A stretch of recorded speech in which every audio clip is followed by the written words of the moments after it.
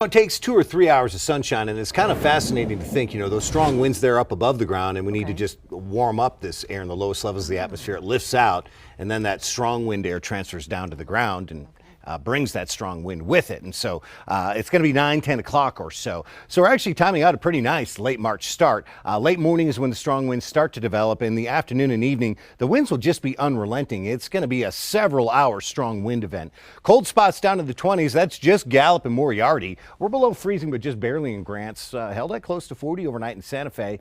Most of southern New Mexico in the 40s and 50s. Still 61 in Alamogordo and 60 in Cruces. Silver City, we see you there. You are a cooler spot down at 34. Early morning wind speed check. Other than Ruidoso's 31 sustained, and we're gusting to about 40 there. The winds are somewhat friendly as we get today started. Albuquerque, Santa Fe, up towards the Four Corners, it's wind advisories. Most of southern and a good chunk of eastern New Mexico under high wind warnings today. In the advisory areas like Albuquerque and Santa Fe, it's gusts 50 to 55. For the warnings, it's gusts 60 to 70 plus.